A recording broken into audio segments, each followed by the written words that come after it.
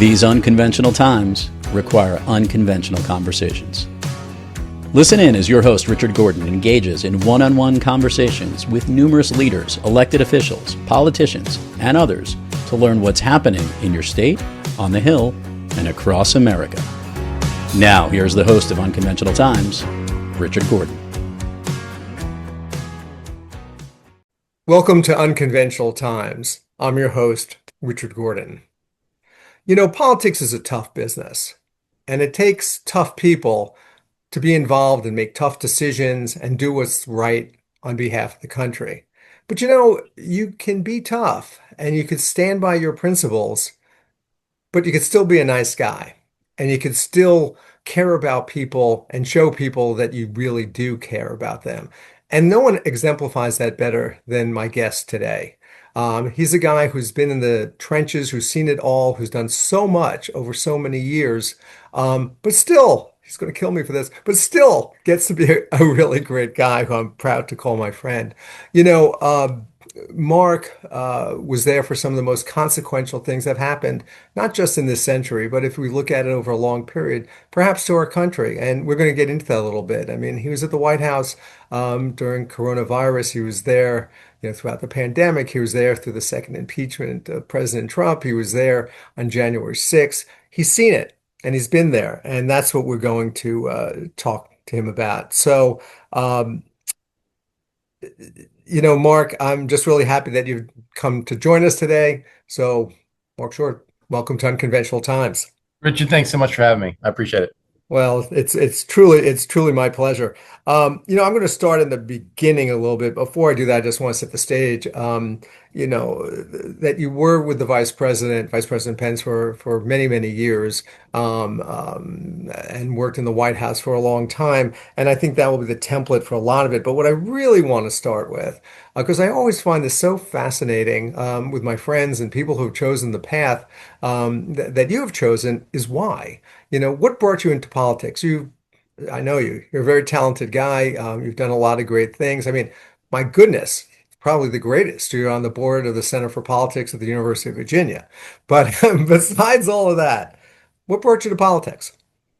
Well, Richard, look, thanks again for having me on. And I think probably it's a similar path for some of your guests that I think, if you believe passionately in freedoms and believe passionately in the founding of America, you want to protect it.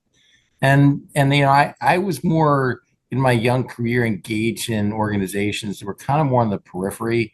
So it's in the sphere of politics, but it wasn't really working in the elected office space. For instance, one of my first jobs was working at Young America's Foundation, which is devoted to trying to provide an ideological balance on our college campuses. And I had the great pleasure when they purchased the Reagan Ranch as a place to bring college students to learn about Ronald Reagan's legacy, to be the first director of that project.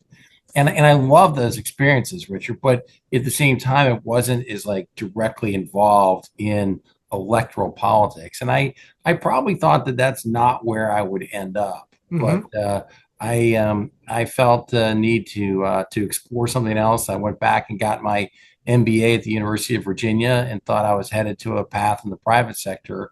But it was there that I sort of realized, I'm passionate about things I believe in and I want to make a difference.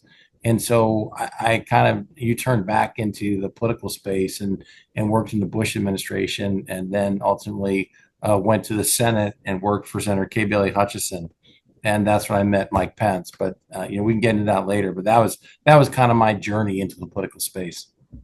It's interesting how everyone has a different journey, but what I hear more and more from people is this deep, passionate desire to help, and whatever the reasoning is and however they exemplify it, but they always find a way to do it.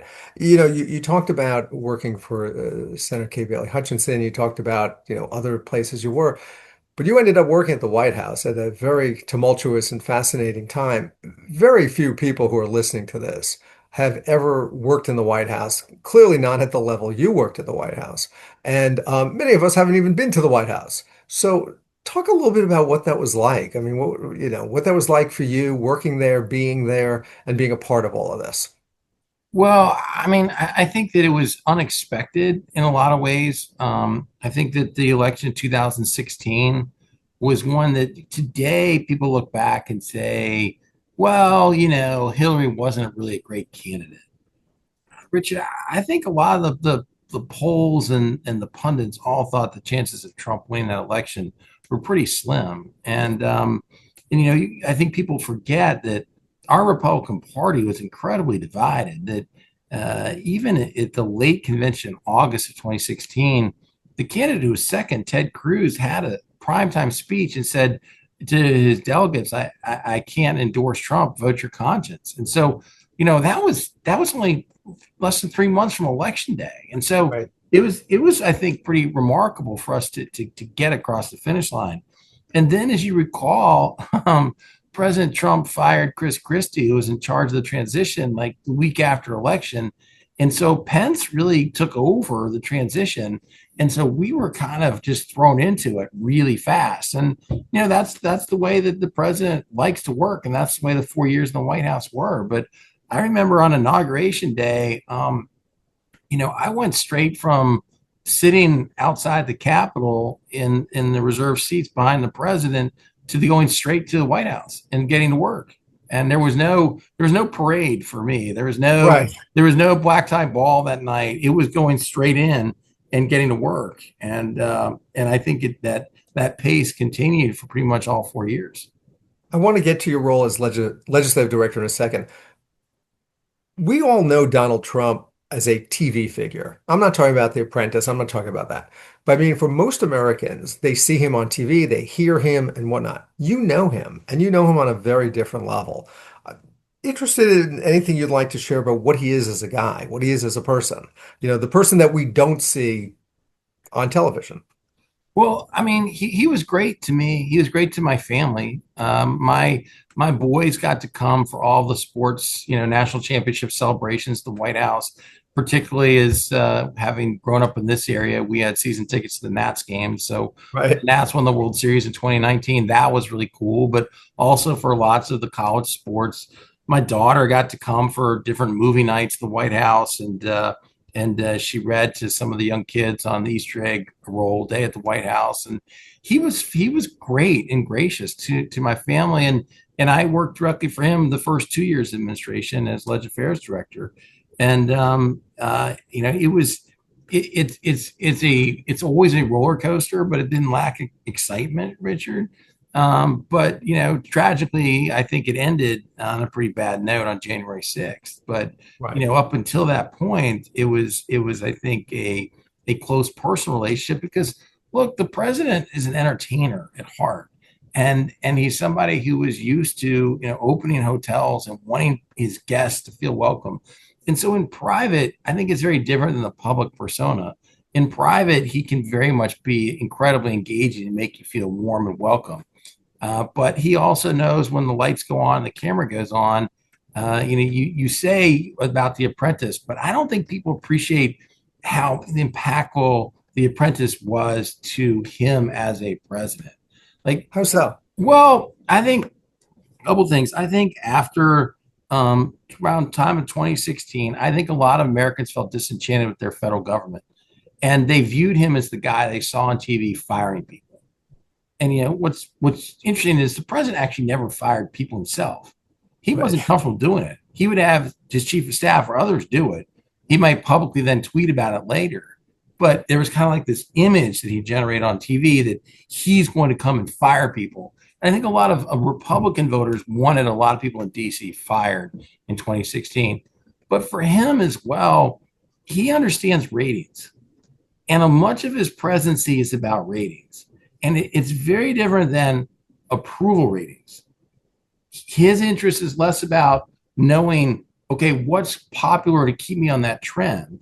He's more interested in knowing how can I create a controversy every day? How can I create something that creates division that eyeballs want to watch us every day? And so in many ways, he's very focused on bringing attention to the White House and him as the central figure in that play in front of the American people each every day. We can argue whether that's wise or smart or healthy, but that's kind of, I think he was so informed by understanding what drew ratings to The Apprentice, that he kind of carried that into the White House to know, okay, how can I generate ratings each and every day here at the White House? And when you look at things like Mamdani visit to the White House, you're like, man, this is going to be explosive. He's not going to get along. But he knows ahead of time that it'd be a more interesting story if he did.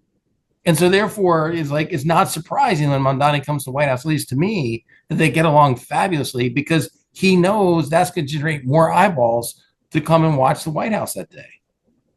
It's interesting when you put everything into a perspective like that. We've seen other presidents. I don't want to get into Joe Biden and how he did it, but almost every other president, they weren't in our life like this. They were always the president, and we always knew they were there. Donald Trump is in our life every second, every minute of the day. He is unavoidable, and to some people it gets exhausting. But I understand your point. Well, I think it's good and bad. I recall in the fall of 2020, New York Times sent a reporter up to Wisconsin to interview voters who are not just Republicans, but had crossed over and voted for Trump over Hillary. And I'm gonna grossly oversimplify this story, but the reporter interviewed a handful of these folks, and they were all like, "Look, I wanted a tax cut, or I wanted a new Supreme Court, I wanted the military rebuild, I want a new trade deal. I'm a dairy farmer, and I was getting screwed under NAFTA." And he delivered all those. And the reporter says, "You're all voting for him?" And no, not a one. And the answer was, "We're exhausted. We're tired. We Yeah. don't want politics to be each and every day. We don't want it to be at our dinner table. We don't want it to be the conversation each and every day." But at the same time, I do think that sort of vitality after 4 years of Biden was a stark contrast for American voters in 2024.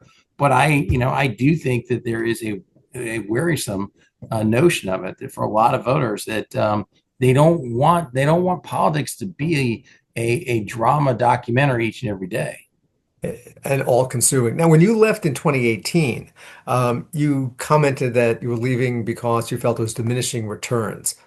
Didn't understand what you meant by that exactly. Diminishing returns, that you've done everything you could, or that it was just too impossible to get things done. I didn't know if it was a No, structural no. thing or a I success thing. I think you understand this perfectly well, Richard. The reality was that we had passed the signature tax relief bill. We had failed on Obamacare repeal, but that wasn't coming back up. We had confirmed multiple Supreme Court justices and hundreds of other judges. And in August of 2018, I think we could see what was going to happen in November. I mean, you knew the Democrats were going to take back Congress. And so your legislative agenda at that point is going to be a lot harder. Sure. And I think that there's a lot of the president is less of a conservative. And so he may have been interested in saying, well, I mean, he told me this in 2018. He's like, well, it won't be too bad. We'll get infrastructure done. Well, that wasn't my passion. My passion wasn't on, my passion is more conservative. And so I was excited to be there at the beginning to pass conservative legislation. But I sort of felt like there wasn't going to be much done after that. And I felt like it was at that point a good time for me to step aside. And I think you'll recall, like, I know in Bush's 8 years, he had 4 different legislative affairs directors, like one for each Congress. And by the time he got to August of 2018, you're in August recess. The only thing you're going to come back and do is pass government funding in September. There's nothing else really happening. Right. So I felt like I'd been there for the most important pieces of it. I had a young family, and it was like, this has been an awesome ride, but now time to let somebody else take the next chapter. You brought up the Tax Cut and Jobs Act. It passed almost exclusively straight line vote, right? Republicans voted for it by and large. There's some who didn't, but no Democrats voted for it. Right. We're seeing this more and more and more and more. I mean, in past years, it was common for Republicans and Democrats to unify on certain issues. Now it's become almost impossible. How did that affect your job? How did that affect day to day what you did and how you looked at getting things done? Well, I don't think it started with Trump. I think that in the Obama Oh, years, I don't think it did either. you recall that Obamacare passed on a party line vote, as did the stimulus in those first 2 years, and they were trying to push forward the carbon tax. It failed, but that was a party line, exercise as well. And I think that that's when he accomplished most of his legislative legacy was those first 2 years of his 8 as well. Right. And so, Well, he had all of Congress. yeah, and I think, look, I think there's a few things that have happened. One is that the districting process has become more partisan, and so there's fewer competitive seats. The reality is there's fewer Northeastern Republicans, there's fewer Southern Democrats, and our politics are just more partisan today. And so that's the dynamic we live in. To your question about how did it impact my job, you know, the first year we hosted numerous dinners at the White House because the president was great at it. And we hosted them with Democrats we thought we could win over. Mm-hmm. And you'd be shocked because, years later, I don't think any of them would feel they could go there. They'd feel like it would be poisonous to their constituency back home. But Right. at the time, in the first year of the Trump presidency, I think there was a notion that, hey, look, this guy taps into something different. He's won over a lot of our traditional labor union Democrats, and it's not bad if I'm seen doing something with him. But I think that the leadership of the Democrat Party had an incredible grip on their membership, and I think for Pelosi and for Schumer, there's a sense of, look, until they get something done, don't help them. Don't help Right. them. And so, what our first big initiative was Obamacare repeal. There were not a lot of Democrats going to join on that. And then it was kind of, I think there were some who were interested in tax effort because they knew the corporate tax rate at 35 was too high. But there was a sense of, look, until Republicans can get something done on their own, we shouldn't be helping them. I'd say the closest we came was Manchin. And I remember a conversation with him in his office where he more or less said, if you lower from 35 just to 25, you can get me. But I think, Richard, our sense was Still too high. well, it's like, I mean, for where the bill Senate, turned out. in the Senate, if Manchin brought 9 other votes, you get to 60, Right. and then you don't need to use reconciliation. It could be more permanent. Then that's a whole different conversation. But if it was adding one vote, and you're sacrificing where you're trying to go with your legislation, it wasn't worth the trade. Right. Right. Makes sense. Does that mean that one can argue that you almost don't need to talk to Democrats? Because if you have the majority, you didn't have 60, and 60 is magical because of filibuster and other reasons. But if you have the majority, you can almost only talk to your own party. Does it work out that way, or? Well, I mean, I think that's the sad state of affairs that we're in right now. I think that was also it was for Biden. And so I think that eventually America is going to yearn for a president who can bridge that divide.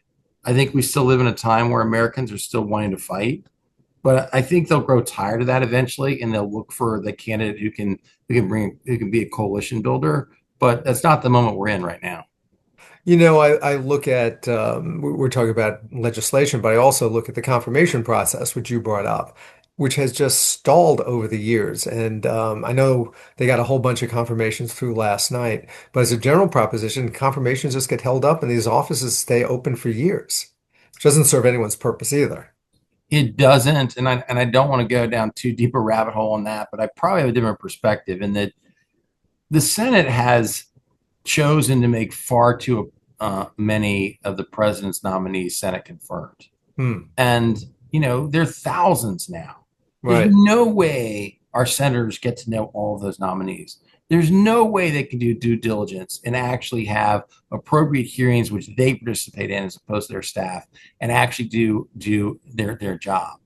But for the Senate, they know these are all trade-offs. And so they can hold a nominee hostage and try to get something from the administration that's important to them.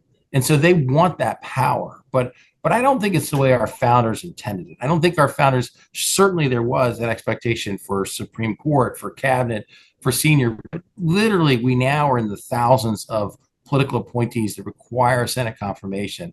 And it's really, I think it's something that the Senate has created that it makes it impossible to manage. Well, who decides that? Who decides whether something has to be Senate confirmed or not? I thought it's largely by title, no? The Senate over the years is the one that has expanded as these roles are expanded. It says, well, that one will need to be Senate confirmed. So yeah, they've wanted to have the confirmation process because, again, it gives them leverage over the administration. Let's move from working for Donald Trump directly to working for Vice President Pence. Um, a lot of people listening are not going to know what the Chief of Staff to the Vice President of the United States does. Tell me what you did day to day. What's it like? Well, I think it's probably different in a Trump White House than the other White House. And I think I could say that about a lot of roles in a I Trump. was going to say we could say that about everything. Well, I think that's probably true. Um, I think for Mike, despite the way the coverage is today, he and the president enjoyed an incredibly close relationship in which they spoke multiple times a day. They began the day on the phone. They ended the day on the phone. Mike was in the Oval Office, I think, far more than most vice presidents. And I think the reason for that, honestly, Richard, is that the president has enormous confidence in his own set of skills, but he himself would acknowledge he was less familiar with Washington. And he Hmm. knew that Mike had been not just a governor, but had been a leadership member of the House, had relationships with a lot of members. And so I think he valued Mike's counsel. And I think what that extended then to what our job was is that Mike is always somebody who's championed a servant leadership. You want to make sure that everyone on our team understood we're here to serve the president who was elected. And so we were sort of, I think it was important to build a culture on our team that put pride in your own self personal interest aside to say, whatever the White House needs, we want to make sure the vice president's office is an extension that can serve that. And I'm not sure that's the relationship that others have had. And, it has obviously limitations because ultimately when the president asks Mike to do something that was against his oath, then that's a different story. But Right. outside of unconstitutional requests, I think it was I'm here to make sure that we're helping advance the president's agenda. If you read the vice president's book, as I have, what comes across is how often they spoke. And until you get to the very end, obviously, till January 6th, which we're going to get to in a moment, it was a total act of loyalty. Everything was an act of loyalty. And I assume there must have been many issues they disagreed on. And I think the test of a vice president is when we don't know that. It's not for us to know. They should argue it behind the door. We don't need to see it. To Mike's credit, when he accepted the nomination and he began reading biographies of former vice presidents of both parties. All of whom are from Indiana. I mean, the mother of vice presidents. Well, I think the one that did this lesson, I believe, actually was Mondale. He may correct me, but there's a nugget where I think it was Mondale who said, "As Vice President of the United States, you owe it to the president to tell him your opinion one time and in private." And so there were many occasions I'd be sitting in the Oval Office and the president would be seeking opinions in the room, and he'd get to the vice president. Mike would say, "I'll reserve that for when we're together." And it was a discipline he had because he knows in Washington any meeting outside of two people is going to leak. And so he never wanted Right. staff or other cabinet officials ever to know when he disagreed with the president. But he would tell the president in private, "Here's where I think you're off base. Here's where I think it's wrong. You're the president, you choose, but here's how I would do it differently." But he shared those conversations only in person, only one on one. He never did that in front of other members. He never did that I think one of the big missed stories of that Signalgate chat from the beginning of the second administration was that the vice president, the current vice president, was basically articulating, "Here's how we could outmaneuver the president on this position." And it was like, wait a minute, you're actually lobbying other cabinet officials to take a different position than the president. And you would have never seen Pence doing that. It's interesting because I had the pleasure of knowing Governor Pence. And there are many times in the 4 years that I said, I can't believe he believes in this or that he supports this. But publicly, you'd never know because he kept it to himself. So let me talk about a couple issues that came up while you were there. Let's start with coronavirus. You were there during the pandemic. I know from reading things you had said in the moment, and granted, none of us knew exactly what was going on.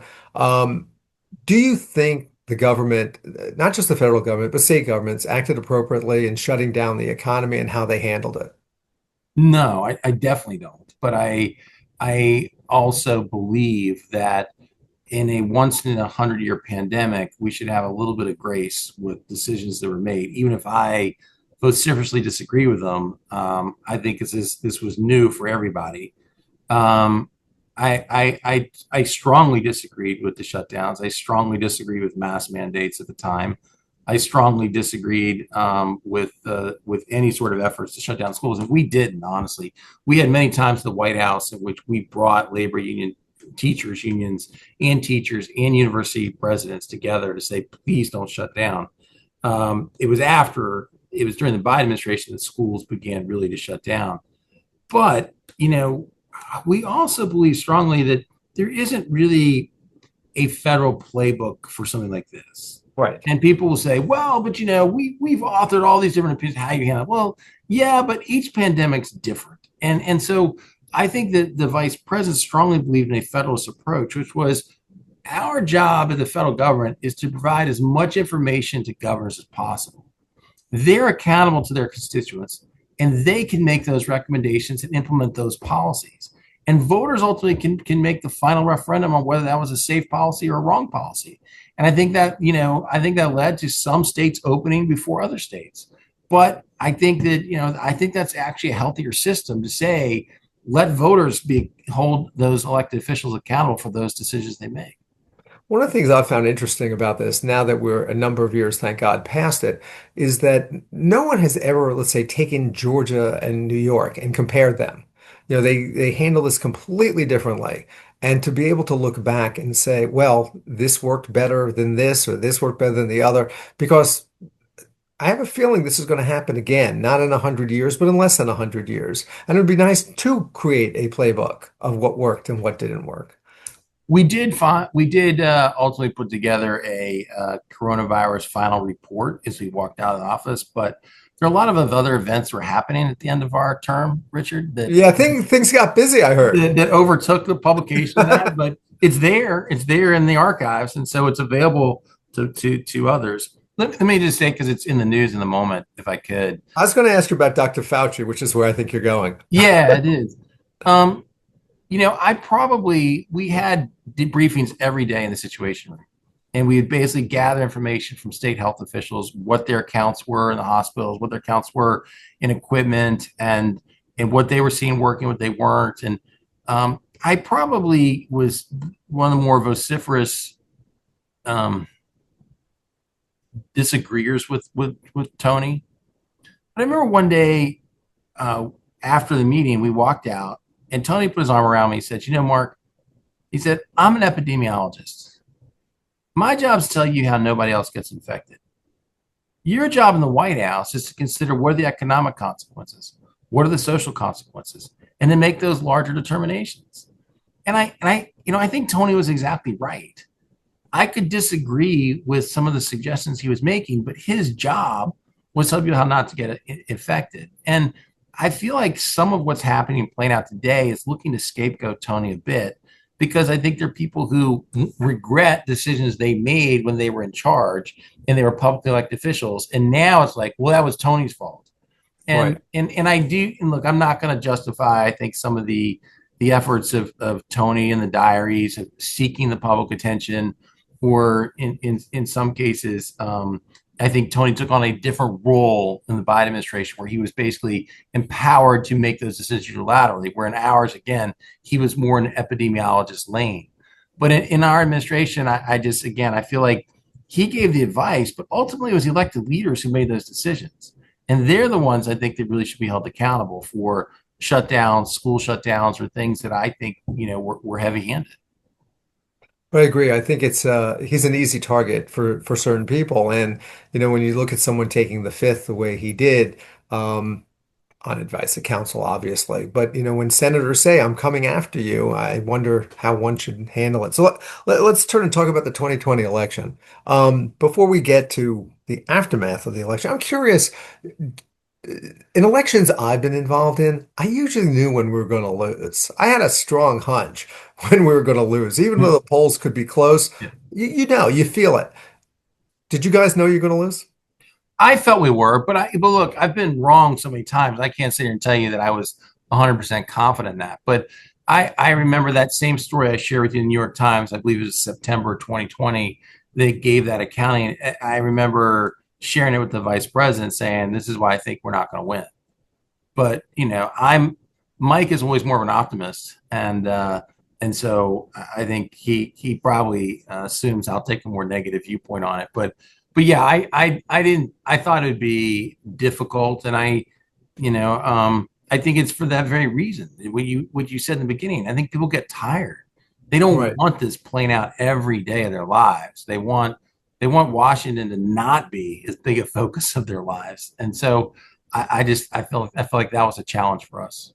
Did you ever have any doubt in the election itself and the outcome? Not in what was going to happen. I'm asking you after the election, when the returns came back, did you ever doubt that the outcome was not fair or was biased or rigged or anything like that? I felt that there were things that Democrats did in certain states that took advantage of COVID in ways Republicans didn't. There were some states that, in essence, used to say if you were going to send a mail-in ballot, there has to be an explanation as to why, and Right. those were waived to say at COVID you don't need that anymore. Or early voting was extended without basically state legislatures making that decision. So I think from a procedural standpoint, I had a lot of concerns that I could question. We could have an argument about whether it was fair. I don't think there was ever evidence to say a vote was stolen. I don't think Right. there's ever evidence to say somebody threw away a legitimate ballot. I don't think there's ever evidence that said that certain people were denied an ability to vote. And so, while I did have concerns about, I think, a handful of blue states, Pennsylvania, Wisconsin, that I think took great gross advantage of COVID in changing election laws without going through their state legislature, I did. But again, when the actual ballots were cast and courts had upheld those decisions, did I think that it was stolen? No. And I tell you that not because I had a specific access, but I spoke to many, many, many people at the highest level on President Trump's campaign, including the campaign manager and general counsel, who all said there was no evidence of theft. And those same people told the president the very same information. So the most senior people in Trump's own campaign said, we've looked and we have no evidence to support the notion that it was stolen.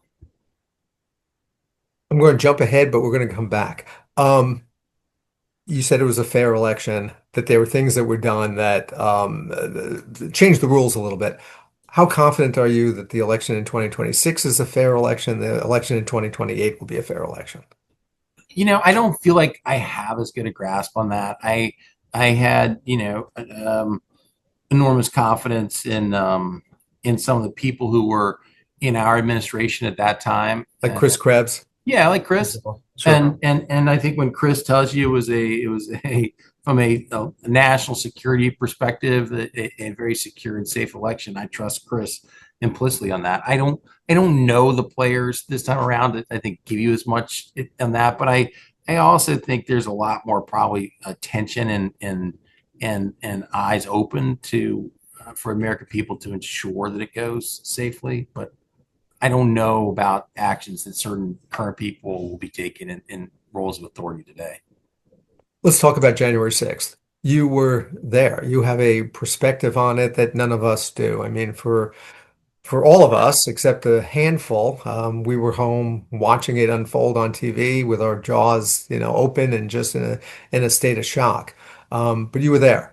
Could you walk us through what it was like? What happened, your day? I have read the vice president's account of it, of his day, and I know it started with a meeting with you. So I'm interested to hear from your perspective. Yeah, I can, but I caution that I can tell you about the day, but it really was weeks leading up to it.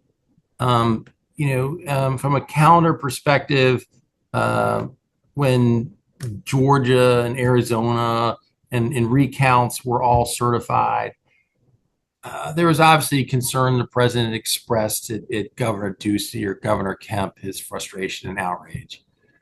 The clock keeps ticking, and I think that in our perspective, as I said, all of the campaign people from the president's team itself had said there was no theft here.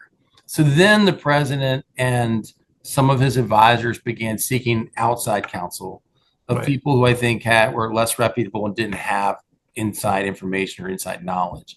And you saw them coming out of the White House, and I think I certainly felt that look, this will play out, and come December 18th, when the Electoral College meets and basically concludes the votes, this will kind of go away. But the president needs to express his frustration about the way he felt the election went down. When that didn't Can I happen, just stop you on that one? yeah, I don't mean to interrupt, but I'm just tying this with what you said earlier. Do you think his whole thing on the election was again to get eyeballs on him, to get attention on him, to create a controversy, not necessarily agreeing with the substance? I'm trying to make a distinction here on whether the president felt that the election was truly stolen, or, like you said earlier in a different context, whether he just likes people constantly listening to him and paying attention to him. Was it a ratings game, or was it a yeah, true yeah. I should be the president of the United States? I think it's a little bit of a mix. I think it's partly a ratings game, it's partly the president doesn't want anybody to believe he's lost at anything. So he needs a scapegoat to say it was Kemp's fault, it was Ducey's fault, it was Mitch McConnell's fault, it was whose ever fault. But after December 18th, at that point, these crazy whispers you'd heard in the hallway about the notion, oh well, ultimately it's Congress that certifies and Pence will be overseeing it. Like those whispers, you begin to say, oh, wait a second. He didn't accept the electoral college results. This is the last stop. Like he needs to have somebody he can pin it on. And at that point, I think we recognize that the level of concern ratcheted up to DEFCON 5 at that point inside, our operation. And it wasn't a thought that there's a different answers to what the vice president's role is, but it's like, okay, now this is all headed our way. Um, and Our way meaning that it ultimately would come to the vice president's decision. It would yeah, come to his January 6th and him being in front yeah. of the I mean, Congress. a lot of this is lost, but there were a couple of lawsuits that were filed by congressmen who wanted to assert Right. that it's the Like a vice congressman from president's Texas, role. I thought, brought a lawsuit to That throw is him out. that is correct. Yeah. Um, and at that point, it was late December. I remember it was at my daughter's birthday, after Christmas, before New Year's, and we'd been working around the clock, and it was late at night, and I got a call from the state chairwoman of Arizona who had joined that same lawsuit, and she was trying to get the vice president together with Sidney Powell, which wasn't going to happen. But she said, I said, Katie, you sued the vice president, and she said, well, Mark, we wouldn't have done that unless the president told us to. Wow. And at that point, it's like, okay, well, I mean, this isn't just like ratcheting up. At this point, you see the president actually looking to get plaintiffs to try to file suits to put pressure on to assert the vice president has the authority to throw out certain electors. And so, I think we knew that it was going to be a far bigger reality in the last week to 10 days. And that pressure campaign continued up until January 6th. But to answer your previous question, at one point when the vice president explained, Mr. President, I just don't see where I have this authority. He said, well, Mike, why don't you just try it? Let the courts decide. And so again, I think it's just one more effort to like, we want somebody else to put the blame on somebody else for the loss. And I don't mean it as little as like, hey, it was good for ratings. I think there was, though, a notion of, let us not concede. Like, I don't think Trump ever concedes. He views that as weakness. So it's like, let somebody else be the one who makes decisions so we could then sue them or go after them. So we never look like we're the ones conceding in any way.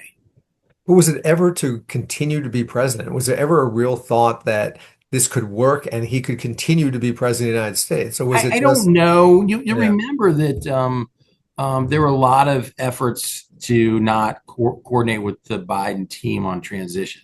right. And even I'll tell you that traditionally there's a small group of the vice president staff that has afforded a transition budget. That was being withheld from us by the chief of staff of the White House. we never, so like it was hard for us to even plan what we do after the administration because those funds never were even released until after January 6th, when I think there was sort of an apologia about, wow, we didn't think it would get to this. But I think it was just one more part of the pressure campaign to say, hey, not only are we filing lawsuits, we're actually going to withhold budget resources from the vice president's office until, he concedes the things they were looking for. One of the things the vice president is known for saying is do the right thing. And he always ties doing the right thing to his religious beliefs and other beliefs of his, and just what his core values are, what is right. Did you ever have a moment during this whole thing where you felt that the vice president, who was under, and you too, were under just extraordinary, historically extraordinary pressure? Did you ever think there was a moment that the vice president might have said, you know what, yeah, maybe there's a gray area here in the Constitution. Maybe I could find a constitutional scholar to tell me. Did you ever think there was a moment where the vice president might not have done exactly what he did, which he thought was the right thing? Not really. I thought it was. I thought that's where we'd end up. But Mike is also a very thorough person, so he doesn't always assume he has all information. So Mike was consulting other legal scholars to be like, "Look, this is the way I see it. I don't see our founders giving one person the authority to throw out, electoral slate. Am I missing something?" And there were different theories because um, in I guess 1800, Thomas Jefferson was vice president, and it was the state of Georgia. There was a contention because um, um, there was something wrong with the slate, but nobody ever questioned that Jefferson won Georgia. So they look and say, well, Jefferson used authority as vice president, just assume it. Well, it's very different because nobody questioned he'd won Georgia. Right. In actually 1960, um, Nixon, Hawaii is the first time Hawaii had voted in a presidential election. And Hawaii had voted for Nixon. They did a recount and they gave it to Kennedy. And there was this big dispute about the electoral slate. And Nixon, as vice president of the United States, says, look, Kennedy won. In the best interest of our nation, we should just award those electoral votes to Kennedy. I mean, that was Richard Nixon Right. in the way he handled it. And people were using those examples to say, look, there is a historical precedent for the vice president to have the authority and discretion to throw out electoral votes. But those historical examples, pale to what's being asked to basically take legitimate electoral counts. And, we had conversations with all these contested states who were often led by Republican state legislatures. And they said, we're not looking to recount. We've affirmed our state results. Right. There's nothing wrong here. And so, like, the more and more evidence that piled up is like, look, I mean, this is an absurd request from the start, but there's the historical precedent isn't there. The states aren't looking for another slate of electors. And so, yeah, I'm going to go do my job. Were you with him on the Senate floor when all this happened? The Senate has unique rules, as you recall, that doesn't allow staff on the floor. I'd been with him all day. As you noted, we started the morning knowing how contentious the day would be, and we started it, as we often did, in Pence's office in prayer. And Right. we'd gone up to Pence's residence for a handful of us. Chris Hodgson, who was our director of legislative affairs, our general counsel, our commerce person, Devin O'Malley. We were there, and we prayed just for courage and wisdom for the day ahead. We probably left the vice president's residence about noon. The ceremony would begin about 1 o'clock at the Right. Capitol, as we're slated to. And we knew there were protests. The Secret Service took a different route to the Capitol. But, Richard, even then we thought, okay, the president stirred this stuff up. But even then, we never imagined what the day would look like later. We never imagined that actually those protesters would get through Capitol Police and get inside the Capitol in the way that it transpired. And so when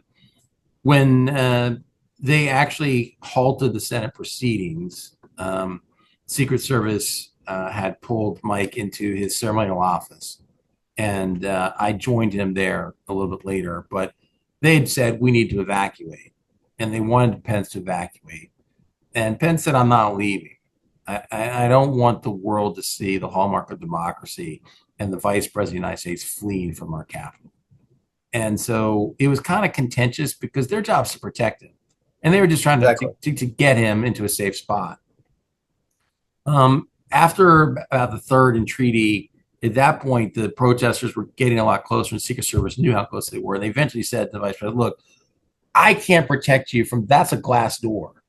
And I can't protect you here. We have to get out of here. And that's when they evacuated us down to the basement and the loading dock of the Capitol.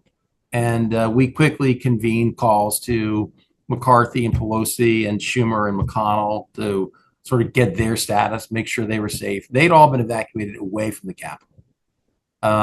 And I think there was a commitment from everybody to say, how do we get back in and complete our business today? And that was our focus for many hours down in the loading dock of how do we make sure that we can make sure the Capitol is safe, get these people out, and complete the business to ensure that democracy prevails and the will of the people is commenced tonight. Were you in fear? Did you feel fear for your life? Did you feel fear for the vice president's life? I didn't. I felt a lot. I felt huge sadness.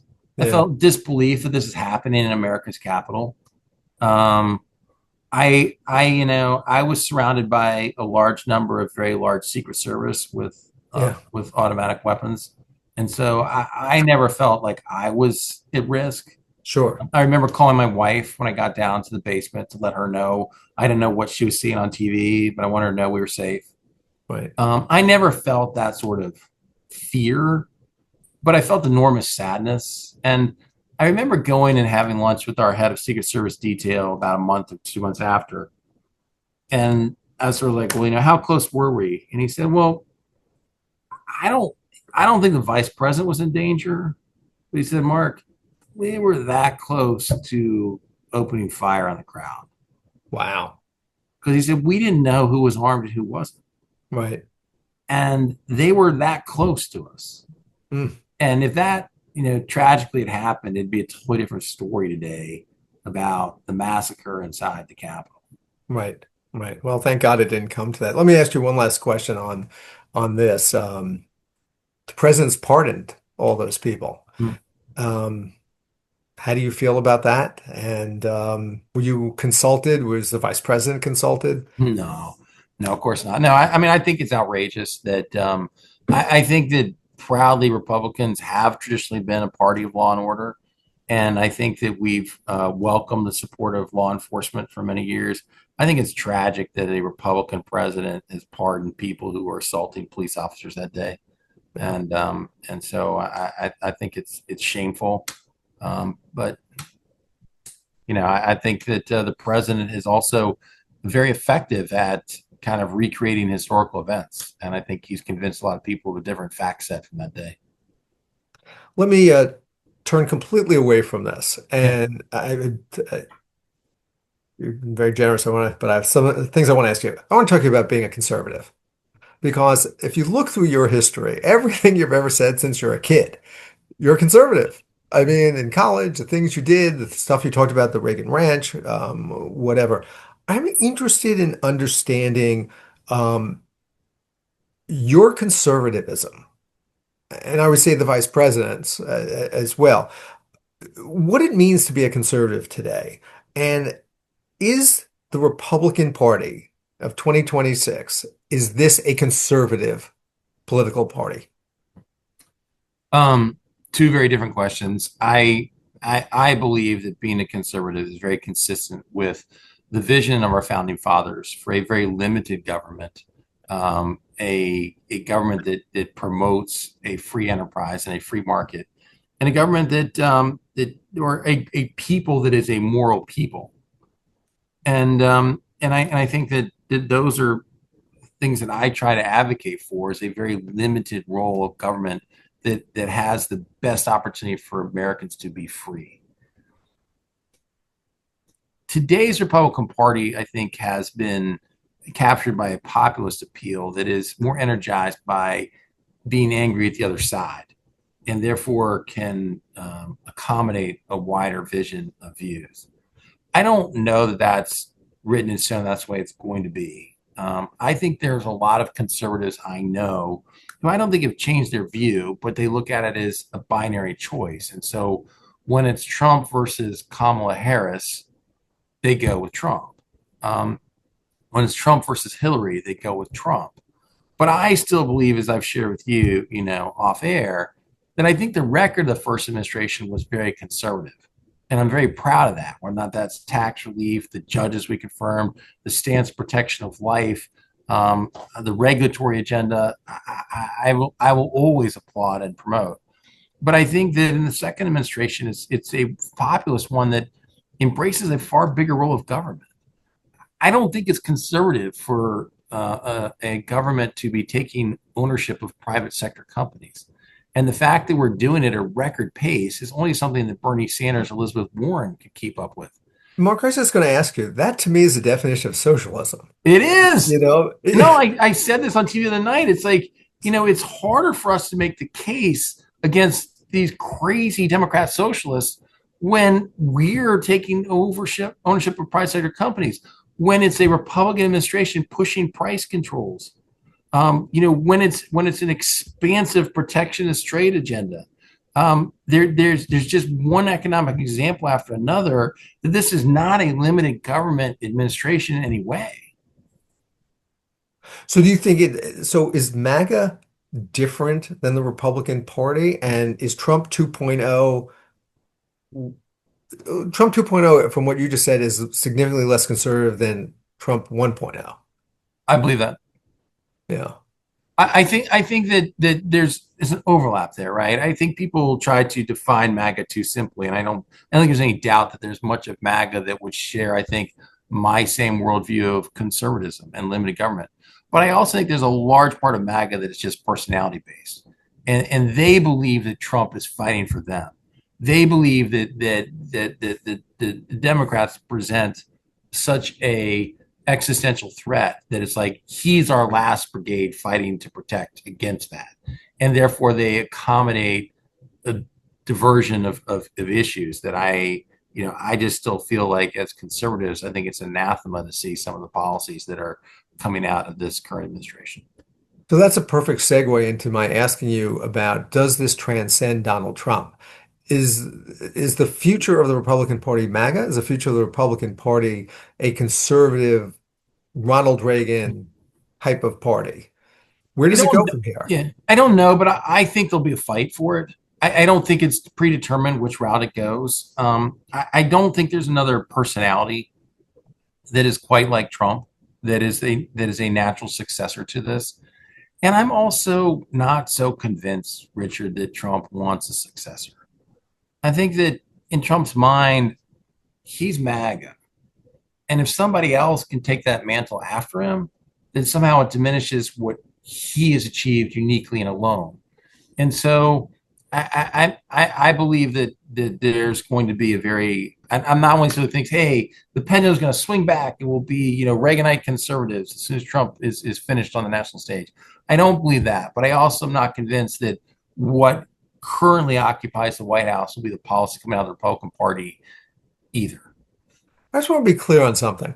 In 1968, there were people who felt that Lyndon Johnson wanted a Republican to win, that he was very comfortable with it. He wanted Nelson Rockefeller, it appears. Are you saying that you think Trump might even prefer a Democrat to win because it solidifies him, and that if a Republican comes in, they take over his movement?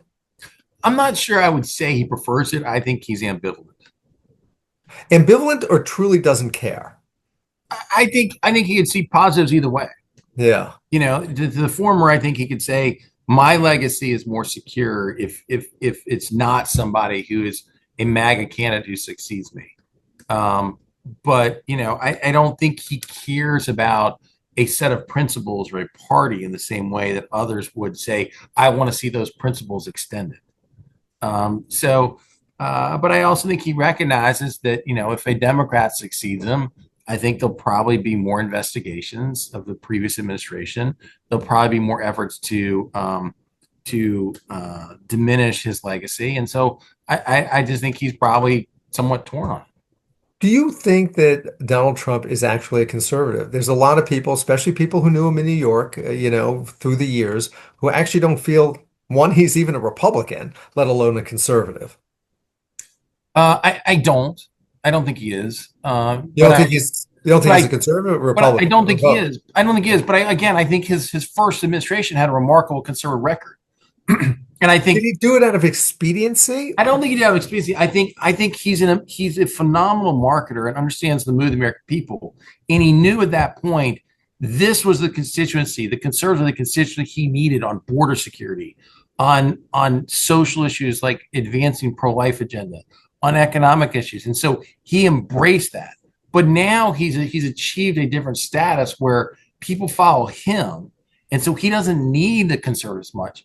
And I think sadly many of the conservative leaders that I grew up with, I think have enjoyed the access that Trump gives them. He's phenomenal at this. And they don't want to sacrifice that access by standing on principle for things they once believed. And so they've accommodated many of the principles they once held dear to continue following and making sure they get access into this White House in ways that, it's to think that there are certain free trade groups that have been silent on the trade policy. To think that the pro-family and pro-life groups were silent or even supportive of RFK as HHS secretary. Like there's been so many sacrifices on our principles that I think that our whole conservative movement is going to need kind of a rebirth too. Mark, you really said it here because I have always struggled with um, why have these jobs if you can't stand up for what you believe? What is the purpose? And if it's just to have access or power or whatever, again, we come back to the same thing about doing the right thing. I often wonder, why even do it if you have to sacrifice what you truly believe? And I know you've had this experience, and I've had this experience of speaking to Republican elected officials who talk to you, privately about their honest feelings about the president and what he's doing, and then immediately turn to the cameras and say something else. And I hope we get to a point where people at least could stick to their moral compass and whatnot. It brings me to getting near the end here, but it brings me to a point. You brought up religion a number of times, about prayer and other things. What's the role of religion in American politics? What should the role of religion be? I'm not talking about someone's personal beliefs, but the role of religion and the role of, let's say, a specific religion or a specific denomination or a set of beliefs. Yeah, I don't think that our founders intended there to be um, any government sanctioned religion, and that's dangerous. But they also, I don't think, ever intended to say we want to forbid or prevent public officials from pursuing their religious beliefs either. And so, look, I know in the vice president's office, we were very comfortable in a government facility, a government building, opening our staff meetings in prayer. And I think it was entirely appropriate. Some people may feel like that's not, but I don't think there's anything that in our Constitution or in our founders that would deny that freedom of religion. They think they championed it, and I think it's I think that many of our founders had that same Judeo-Christian heritage and thought it was essential. Some didn't, and I don't think it's. I think as long as we hold on to those, it's not to say that you can't that somehow you can't hold fast to those same principles and be effective. But I also don't. I think it's also dangerous to suggest that our founders didn't want people of faith to be in roles of elected officials. You've had many titles. One of the ones you have now is Chair of Advancing American Freedoms. What is it? What does it do? What are you trying to accomplish? Well, I think when we founded our organization, we were trying to tell the record of the first Trump administration because we didn't think the president was as committed to some of the same policies, and we want to make sure that people understood how successful they were.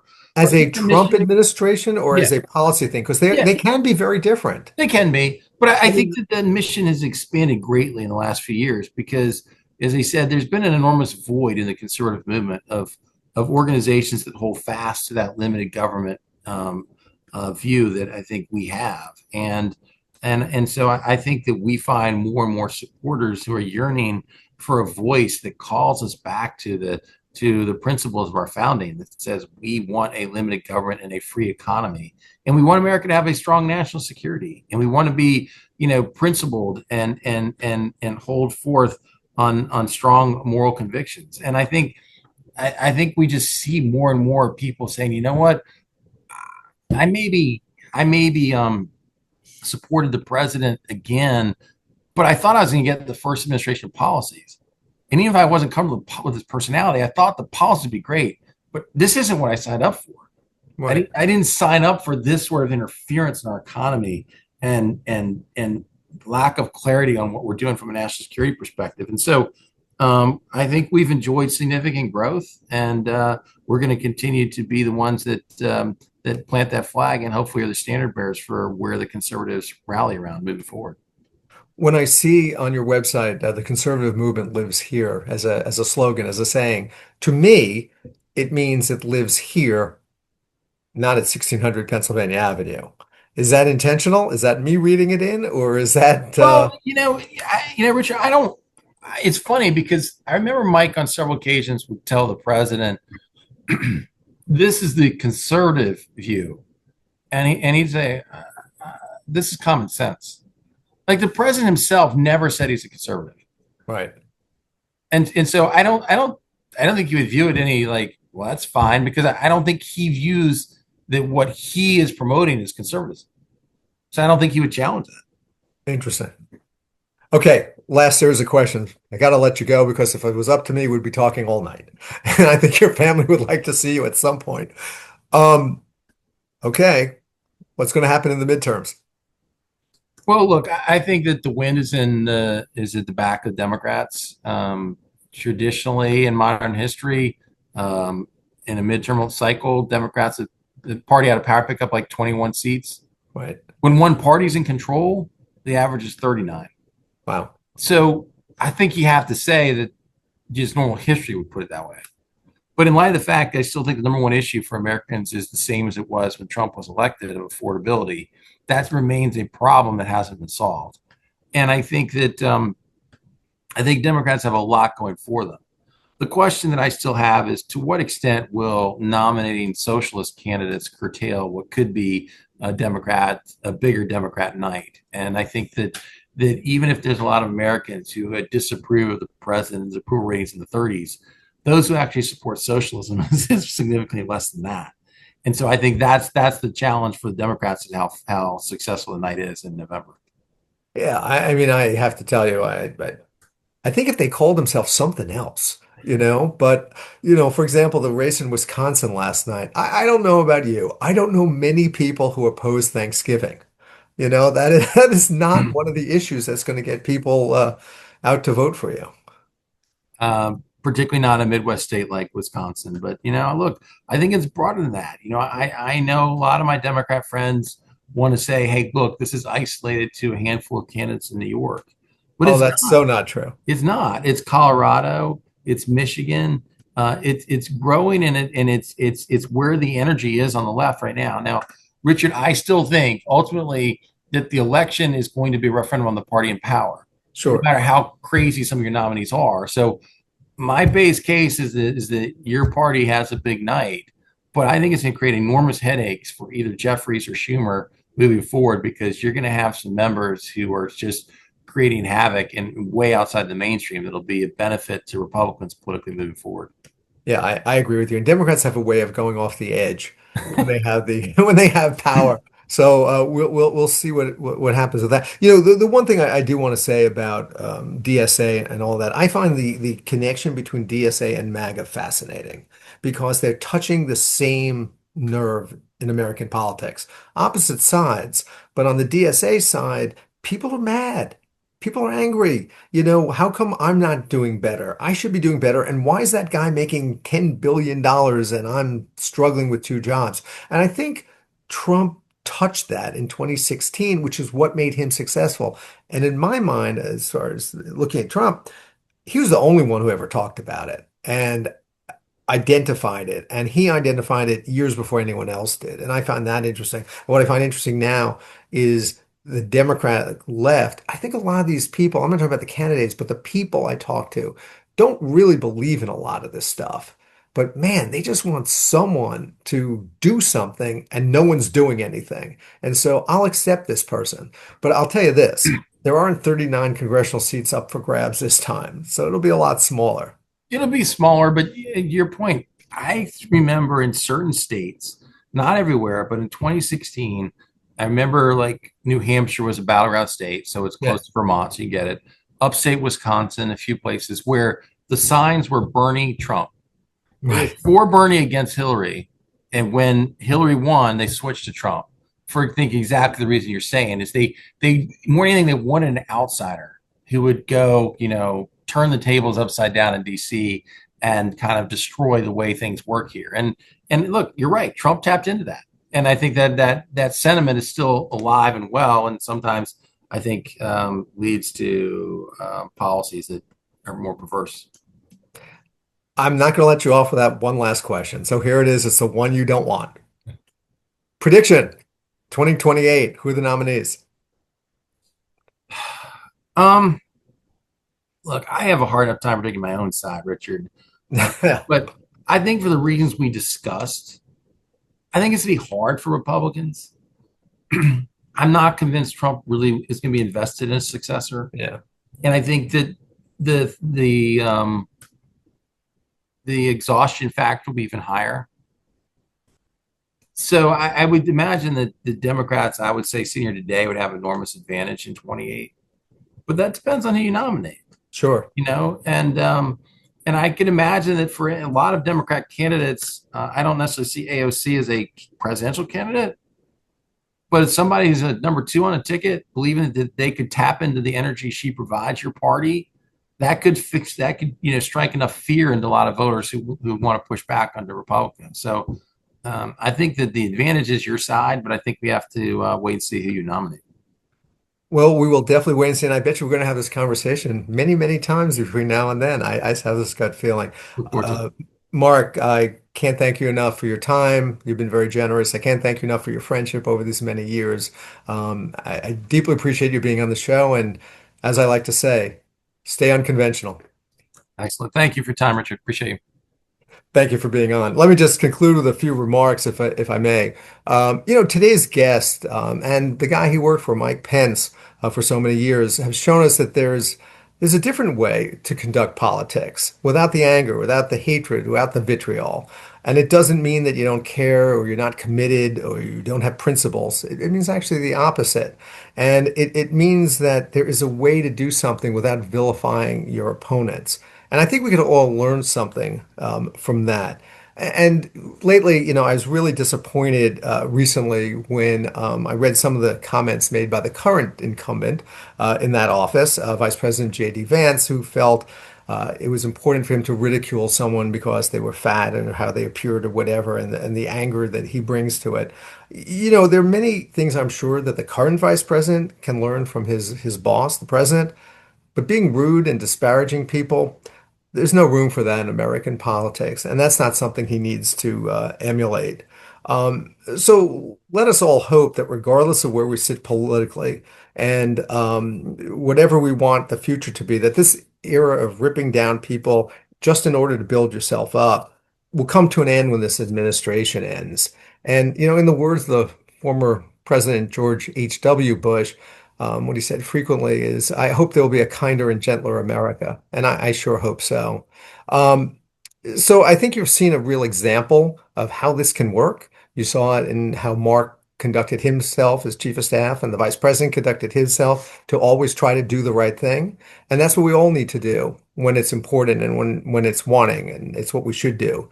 Winning at all costs doesn't make any of us any better, but doing the right thing, that does. And when you do the right thing, the politics will take care of itself. The current incumbent can learn a lot from one of his predecessors not so long ago and all the people who surrounded him. And let's hope that he does. and that he leaves the name calling to fifth graders and bullies in the playground where it belongs. So that's all the time we have today. Thank you for joining us. I appreciate it. Remember, you can find us wherever you get your podcasts. You can also find us at YouTube at UT-Richard Gordon. That's YouTube at letter U, the letter T, dash Richard Gordon. So thanks again. We'll look forward to seeing you soon. And please, till then, stay unconventional. You've been listening to Unconventional Times with your host, Richard Gordon. Check out all of the episodes of Unconventional Times on Apple, Google, Spotify, or wherever you listen to your podcasts. To learn more about Richard Gordon and all of his unconventional conversations, head on over to unconventionaltimes.com. Thanks for listening.